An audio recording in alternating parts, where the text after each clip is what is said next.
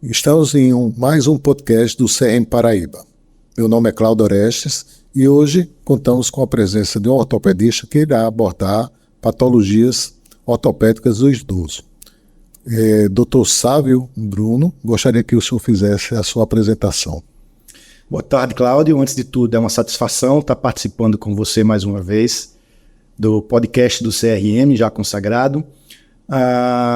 Eu sou médico formado aqui na Universidade Federal da Paraíba, fiz residência no Hospital de Base em Brasília, terminei em 2003 a minha formação e tenho atuado aqui na nossa cidade, na parte sobretudo de ortopedia infantil e de traumatologia também. Atuo no Hospital de Trauma, no Trauminha, no Hospital Arlinda Marques, em correção de deformidades em crianças. Tenho também participado da direção do Sindicato dos Médicos da Paraíba e o ano passado também enveredei pela atividade conselhal no CRM, o que tem muito me gratificado, né? Pode parecer muita coisa, muita atividade junta, mas eu ainda divido isso com uma atividade que é extremamente prazerosa na minha vida, que é cuidar de Murilo e de Marcelo, que são os amores que eu tenho nas seus filhos. Sávio, assim, você trabalha muito em hospitais de referência de trauma, né? E invariavelmente recebe idosos nesses hospitais. Quais são as situações que você vê com mais frequência? A gente está observando uma mudança no perfil da pirâmide etária brasileira. Né? O que anteriormente a gente tinha uma base formada praticamente só por jovens, e quando chegava lá no ápice, poucos idosos, hoje está se invertendo. Então a população está envelhecendo mais e a medicina tem tentado acompanhar isso para que ela envelheça de uma maneira saudável. O que a gente observa é um aumento ainda significativo de pacientes com fraturas, sobretudo fraturas que envolvem o fêmur proximal, fraturas que envolvem a região do punho, fratura do ombro. O que é interessante é que são traumas de baixa energia que esses pacientes sofrem em casa, na maior parte das vezes. O que você chama de baixa energia? Quando a gente fala a respeito de trauma, a gente tem que categorizar o tipo de energia que foi despendida naquele trauma, porque isso tem a ver com tanto de lesão que eu vou encontrar. Então, um acidente de veículo, por exemplo, isso aí acarreta energia cinética intensa demais. E aí você pode ter diversos tipos de fraturas. No idoso, observe bem, você pode ter uma queda da própria altura e diante dessa queda, que é uma baixa energia, uma pessoa sem nenhuma outra patologia, ela pode cair e não vai quebrar um fêmur como quebra no idoso. Então essa baixa energia associada aos traumas, no idoso, são um problema que a gente vem enfrentando e é um problema de saúde pública, inclusive. Nesse aspecto, tem uma coisa relacionada assim, ele caiu porque o osso fraturou ou fraturou porque ele caiu? Existia essa discussão, ainda existe, né? Quebra e cai ou cai e com impacto quebra. O fato é que muitos idosos, né, eles vão se apresentar com um grau de fragilidade óssea.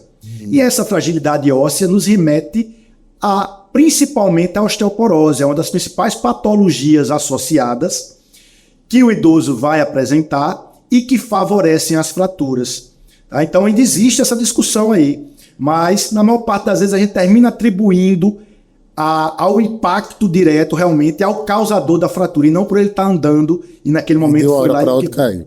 Então, tropeções, bater nas coisas ainda é uma incidência alta, principalmente dentro de casa, né?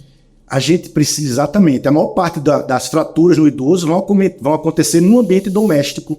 E é aí que entra um trabalho, sobretudo multidisciplinar, porque esse idoso, ele pode ter a prevenção dessas quedas a partir do momento em que eu preparo o ambiente doméstico para lidar com a situação que ele está apresentando naquele momento. Se ele se locomove com mais dificuldade, o que é que eu vou fazer? Eu vou instalar barra de segurança. Porque o idoso ele vai acordar à noite para ir no banheiro, se não tiver onde se segurar, o que é que vai acontecer? Ele vai cair, vai quebrar. Banheiro, coloca um tapete antiderrapante, já que a gente já sabe que não há aquela destreza que havia outrora. Então, aquilo ali vai fazer com que evite-se uma queda, né? E aquele trauma provoque uma fratura. Outra coisa importante, a gente observar o que o paciente, o que o idoso está fazendo de medicação. É muito difícil você encontrar um idoso que ele não esteja em uso de alguma medicação, seja antihipertensivo ou algum hipoglicemiante para diabetes.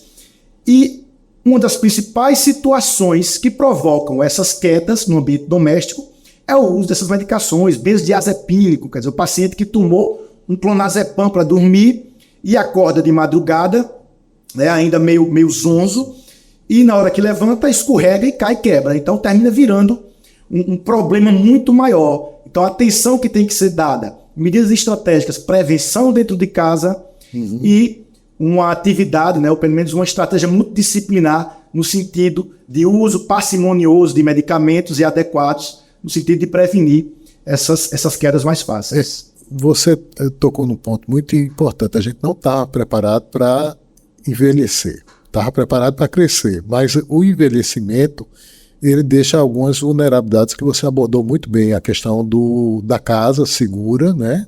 A questão dos usos de medicamentos, ter o cuidado desses medicamentos, e principalmente quando existe cruzamento de medicamentos que potencializam um efeito do outro, e de uma maneira geral é a questão da prevenção com as barras e com o tapete.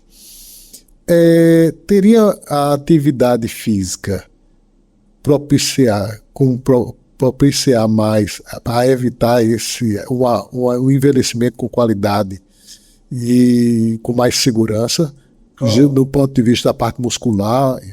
A atividade física, ela deve ser um método de prevenção em todos os sentidos da vida e em todas as doenças, não só nas osteoarticulares. Porque todos os estudos que existem mostram que a quantidade de morbidade que uma pessoa vem a apresentar durante a sua vida e durante a velhice, ela é diminuída de acordo ou proporcionalmente à quantidade de atividade física que a gente fez. Então a recomendação é que desde a infância, o que a gente chama de poupança óssea, poupança muscular, é mais importante inclusive do que guardar dinheiro, é guardar esse tipo de situação, né? É isso que vai prevenir as fraturas que podem acontecer no idoso. Então a recomendação é absoluta.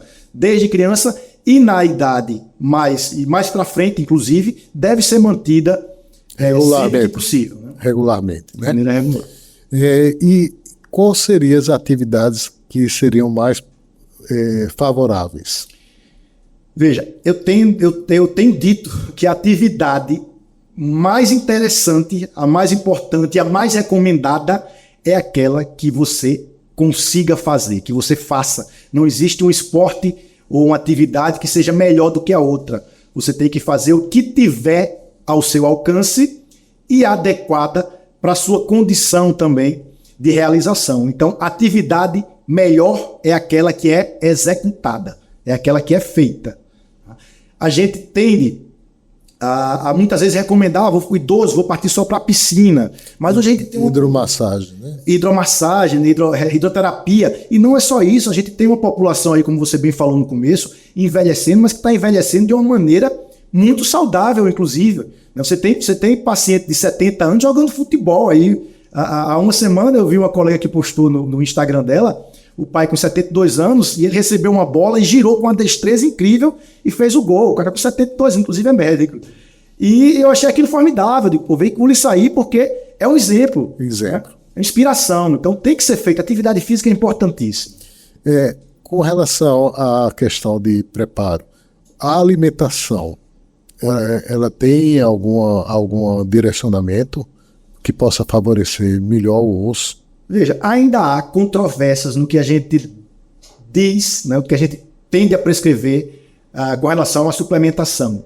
De vitamina D, de hiperproteica, consenso ainda não existe. Se você tiver, de fato, uma dieta balanceada, né, que supra seu tipo de atividade metabólica durante o dia, a maior parte dos casos não é necessário suplementar, salvo os casos em que você tiver, de fato, uma deficiência documentada de determinado nutriente. A exposição ao sol em si. É lógico que a gente vive numa região que tem uma exposição excessiva e o risco de câncer de pele, né? Mas salvaguardando os horários, tudinho, a exposição, porque uma coisa que eu observo, eu participei da preceptoria e de médicos de saúde da família, e uma coisa que eles relatavam é que, infelizmente, às vezes o pessoal guardava os idosos dentro de casa e em lugares escuros, no fundo da casa, por exemplo. Isso eu acredito que não seja uma boa prática, né? A gente entra numa área meio conflituosa, né? Se por um lado a gente diz, não tome sol por conta do câncer de pele, por outro lado a gente está tirando aí a possibilidade de um instrumento extremamente eficiente para o metabolismo ósseo, que é o sol e a formação de vitamina D. Então, é mais do que recomendado, né? Você está vendo hoje o pessoal fazendo suplementação, às vezes, de vitamina D, quando a gente tem uma fonte natural dentro de casa, muitas vezes se abrindo uma janela, né? Então, claro que você vai fazer isso com a parcimônia, não vai se expor naquele momento que é contraindicado por conta das lesões de pele, que são importantíssimas também, mas você não pode abdicar por completo desse tipo de situação, porque é necessária para a fisiologia humana. A exposição solar é igual à fisiologia nossa, né? A gente precisa disso para sobreviver. Fratura do colo do fêmur.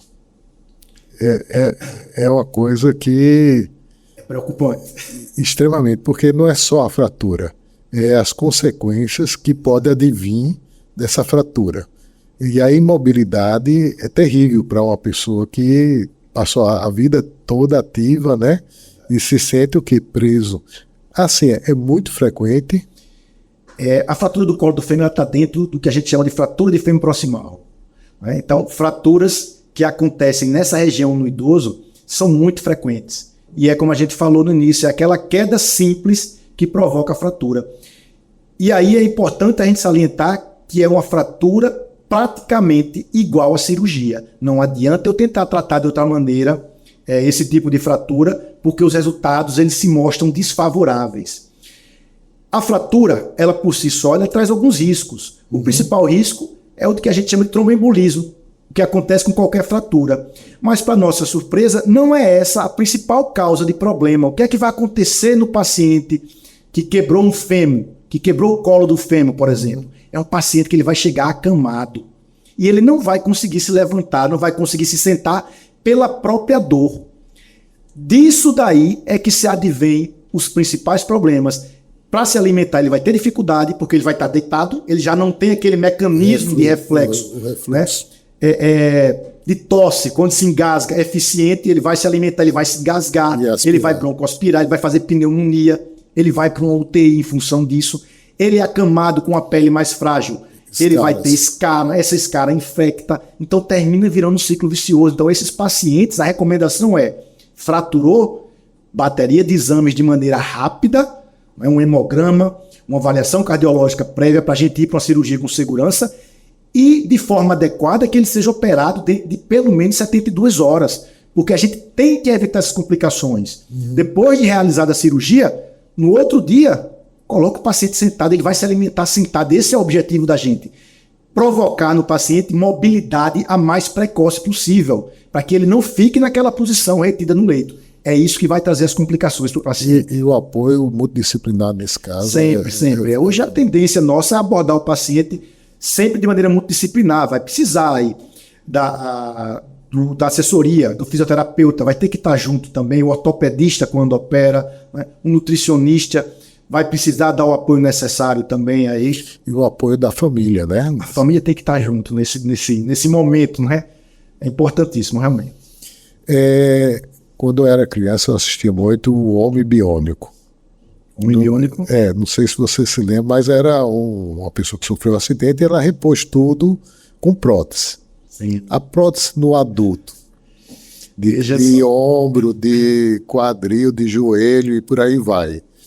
E é interessante que até hoje eu tenho a percepção, que eu faço a parte de medicina do trabalho, que uma vez colocado uma prótese vai ser melhor do que antes, pela ideia que é tudo assim, cibernético. A ficção, ela leva a gente a enveredar por esse tipo de pensamento, né? De que vai ser melhor do que o que a gente tem natural. Mas o fato é que não existe nenhum material ainda, né, sintético que possa substituir uma articulação, por exemplo, com a satisfação que a gente tem dela sendo natural. Então, por mais que o paciente tenha fratura, que tenha indicação de uma prótese, por exemplo, que é comum nas fraturas que acometem a cabeça do fêmur, essa prótese, ela ainda não é superior ao que o paciente tinha de natural. Então, sempre que possível, é isso que eu quero dizer, a gente tentar preservar o que o paciente tem de natural. E aí existem dois termos que a gente utiliza na ortopedia. Ou a gente vai para a osteossíntese, que é utilizar um artifício para que se preserve aquele osso, ou a gente vai para a artroplastia, que é substituir aquela região lesionada e que, em alguns casos, de fato, não vão conseguir ser reincorporadas ao osso por diversos fatores. O mais comum, por exemplo, na cabeça do fêmur é a osteonecrose. A cabeça do fêmur, ela não tem mais suprimento sanguíneo e não se vê mais. Aí vai direto para a prótese, realmente. Mas é uma decisão que tem que ser tomada sempre com cautela, porque o que o paciente tem natural sempre ainda é superior ao que a gente tem de síntese. Depois do quadril, qual seria outras regiões atingidas em quedas por... No idoso, a gente tem as fraturas do fêmur proximal, o quadril. A gente tem com muita frequência também as fraturas que envolvem o rádio distal, porque é um mecanismo de defesa nosso. O paciente, na hora que vai cair, se der tempo, ele coloca a mão para se proteger o crânio, proteger o tórax. Nessa queda, por um osso que eventualmente já esteja frágil em função da osteoporose que acompanha muitas vezes esses pacientes, você tem a fratura que acomete essa região. Além da região do rádio distal, a gente tem com muita frequência também o húmero proximal, né? A região do ombro, que também é sede frequente de fratura. E nesse caso, aí o tratamento é? Aí vai depender. Se no quadril a gente quase sempre envereda pelo tratamento cirúrgico, nas regiões do húmero proximal ou do rádio distal, dependendo do desvio que se apresenta a fratura, a gente pode ter sim a possibilidade de tratamento conservador com imobilização engessada. Assim, com relação ao acompanhamento desses pacientes, o segmento desses pacientes, uma vez instituído um tratamento cirúrgico ou conservador, esse acompanhamento, você vê a recuperação e o que favorece a recuperação mais desses pacientes? Veja, a recuperação do paciente ela vai ser multidisciplinar. Então, quanto mais a família se envolver para que esse paciente se recupere, a gente tem visto os melhores resultados. Então, se a gente solicita uma reabilitação, uma fisioterapia, e a família tenta fazer aquilo 3 vezes por semana, o resultado que o paciente apresenta num retorno, ele é extremamente superior àquele paciente que não teve um apoio familiar e fisioterapêutico adequado, né? Eu tenho recomendado também uma avaliação sempre que possível com o geriatra desses pacientes. Por quê? Porque é preciso que ele seja visto como um todo. Eu não posso chegar lá e vou tratar o osso do paciente. Não. Eu tenho que saber e entender por que ele caiu, né? O que provocou a fratura dele e, sobretudo, eu tenho que prevenir a nova fratura. Porque se eu tratei aquele paciente de uma fratura do fêmur, coloquei a prótese, eu coloquei uma placa, por exemplo, e não observei essa peculiaridade, as estatísticas mostram que ele, dentro de 5 anos, a grande maioria vai cair e quebrar o outro, e aí segue-se novamente a rotina de comorbidades que podem acompanhar, né? Então, é tratar a osteoporose que o paciente vem junto. Se é um paciente que caiu, quebrou, que eu já vi que é um osso que está com uma densidade diminuída, né? Fiz a densitometria.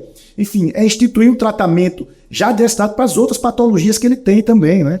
Então, o importante é uma visão holística, uma visão de um especialista, de preferência o geriatra, para que veja ele e tome alguns cuidados com relação a essa parte de interação medicamentosa, a questão de cognição dele, né? Exatamente. E aí o apoio familiar é fundamental. Exatamente. A gente observa, né, que a medicina ela começou a se setorizar cada vez mais especialidades, né? E cada vez mais cada especialista na porção superior da cabeça do fêmur, né? Vai chegar um dia que vai ser desse jeito. Por outro lado, a gente tende a observar o paciente cada vez mais como um todo. Não adianta eu ficar observando uma parte sem perceber que o resto está precisando de cuidado, porque a parte que foi envolvida no primeiro momento, ela vai ser consequência de uma lesão que esteja em outro lugar também. Então, por mais que a gente tenda a separar as especialidades da medicina, no final elas convergem para um benefício só, que é o do paciente como um todo. É perfeita essa sua visão. Sabe, a questão da osteoporose ainda impacta muito e tem... Qual a recomendação assim, que você faria para o acompanhamento, para a prevenção e o cuidado? Pois é, a osteoporose é importante a gente ressaltar que é uma doença que ela está epidemiologicamente estabelecida, né? A gente tem aí uma grande demanda de paciente com esse tipo de doença. É uma doença metabólica e silenciosa, sobretudo, não provoca dor, a não ser quando há fratura, que é o evento final ou a consequência dessa patologia. Então, desmistificar que densitometria é igual a diagnóstico. Eu não preciso da densitometria para ter o diagnóstico. Se eu tenho um paciente que caiu, uma queda de baixa magnitude, quebrou, fraturou o rádio distal, aquilo para mim já é indicativo de osteoporose. Já tenho que começar a tentar triar esse paciente para um tratamento, para reposição tanto de cálcio, mas sobretudo para a reavaliação da questão hormonal que ele está tendo em cima do osso, né? E aí eu tenho também, mais uma vez, a abordagem multidisciplinar. O endocrinologista ele tem tratado de maneira eficiente esse tipo de paciente. Do idoso é igual a artrose? Nem sempre. A artrose é uma patologia representada pelo desgaste articular, que há quem diga que vai ocorrer ainda de maneira natural em praticamente todo mundo, o que eu discordo, mas é uma patologia que é muito frequente realmente. Os idosos hoje em dia ele pode ter a dor que não seja só da artrose, uma bursite, uma tendinite, né? Eu atendi há um tempo um paciente com 75 anos e que ele estava com o cotovelo de tenista, ele estava com epicondilite no cotovelo, né? Então uma doença, uma patologia de adultos jovens, mas que se apresentava no idoso, pela função que ele estava ocupando naquele momento, da atividade física, que inclusive é louvável, né? Brilhante essas suas colocações. Eu queria que fizesse um resumo e delegasse assim, orientações de maneira geral para o idoso.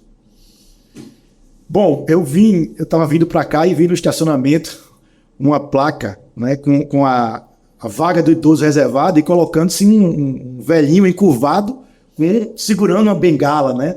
Então a gente precisa também desmistificar essa que ideia. Idoso é igual a uma pessoa doente. Inválida. E que é inválida, né? Então a gente precisa começar a entender que é uma população que naturalmente vai precisar de cuidados mais adequados, mas que tem se portado, né, que tem se mostrado com intensidade, às vezes muito mais acentuada de se praticar uma atividade física, de manter uma longevidade, né, do que a maior parte das pessoas. Então a recomendação que eu daria, pratique uma atividade física. Não pode deixar de praticar. A atividade física é igual a remédio, sabe? Você tem que fazer de horário, de maneira rotineira, porque isso é sobretudo prevenir as lesões tanto ortopédicas quanto em todos os sistemas do organismo humano. Então essa é a principal recomendação que eu acho que deve ficar. E diante de uma fratura, procurar de maneira imediata um serviço especializado. Bom, sabe, só tenho a agradecer essas suas colocações e espero encontrar em breve em outra oportunidade. Muito obrigado. Eu que agradeço, muito obrigado.